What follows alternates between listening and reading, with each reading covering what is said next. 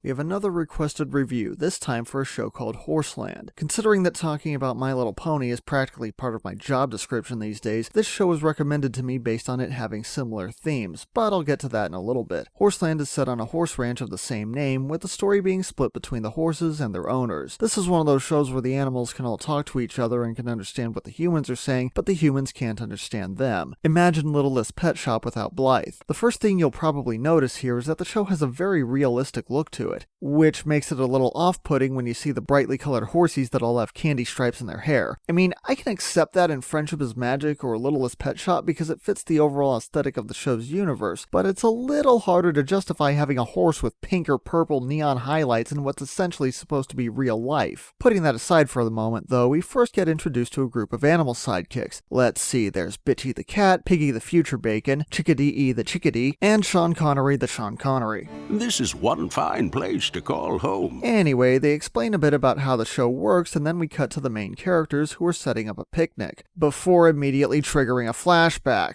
Really? I don't even know who any of these people are yet. So anyway, again, during the flashback we see the characters cleaning up around the ranch, and thankfully here we get a proper introduction to them. There's Will, the riding instructor, who's basically just there to do his job and keep everything running smoothly. There's Alma, who's here to speak Spanish every once in a while because that's her only defining characteristic. There's Molly, who literally won't do anything for the rest of the episode. There's Chloe and Zoe, two rich bitches who are obsessed with clothes and have matching snooty attitudes. And there's Bailey, who I can only assume was named after what his parents were drinking when he was conceived. They're all getting things ready for a new student to arrive, a girl named Sarah. It turns out that Sarah's from a wealthy family, and they're giving her the VIP treatment in the hopes that she'll like the ranch and help boost their business. So let me guess, she ends up being impossible to please, all their hard work goes unappreciated, and it's up to them to give her an attitude adjustment. Well, no, it turns out that Sarah's really nice. In a surprising twist on the usual rich girl stereotype, which is already being represented twice here by the way, Sarah instead uses her wealth as a resource rather than making it her entire identity. She has nice things, but she recognizes the superficial stuff for what it is and keeps her priorities focused on the people around her and the animals that need to be taken care of. But that doesn't stop the other characters from imagining that other scenario playing out in their heads. While the other two rich girls immediately latch onto Sarah, Alma, Molly, and Bailey are all convinced that she's being stuck up and rude, even though she only tried to be friendly and say hello. I'd make a comment about this feeling contrived, except that I've actually seen this happen in real life. The others are so mean to Sarah that she eventually breaks down and cries.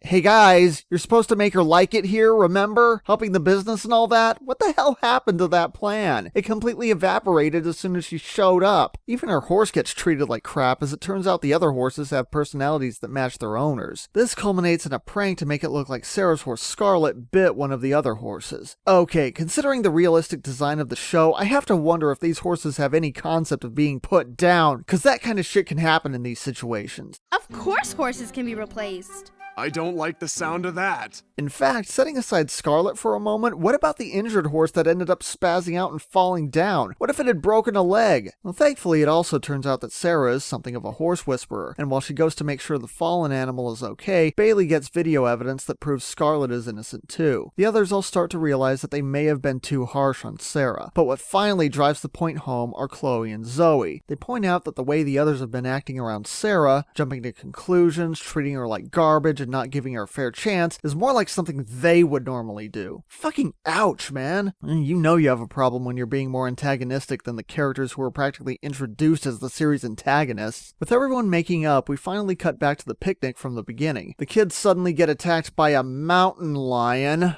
Okay, but the horses chase it off and the episode ends. Like I said before, this show is recommended because of similar themes to My Little Pony and even Littlest Pet Shop. The main cast includes characters from different ethnic and social backgrounds. It breaks down stereotypes in some genuinely clever ways. Despite the show clearly being marketed towards girls, there are also male characters that generally contribute in positive ways. In fact, nearly all of the characters are pretty well balanced in terms of good and bad behavior, and this episode has a very good message about not judging a book by its cover. I would also add glad that for a show like this where all the main characters are kids, I'm personally glad that the show at least acknowledges that their parents exist even if we don't actually see them here. But while I appreciate everything that the show is trying to do, comparing it to My Little Pony basically illustrates the difference between a children's show and a family show. While Friendship is Magic was designed so that kids could watch it with their parents, Horseland plays much more exclusively to a younger audience. The characters feel a lot more one note, the voice acting is very stiff, and the pacing is just broken. It almost always went so slowly that I got bored, or scene transitions came so quickly that I barely had time to register what was happening. And seriously, what was the point of the picnic and the thing with the mountain lion? If the whole story was going to be in the flashback anyway, did that scene even need to be there? Admittedly, a lot of this could just come down to the fact that it was the first episode. I honestly can't say it's a bad show, as there are a few things that it does very well. And for younger kids, I would actually say this is pretty good. Unfortunately, it just didn't have enough to keep me going personally. Though for what it's worth, I almost stuck around for more Sean Connery, dog.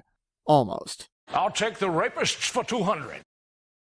It looks like this is my lucky day.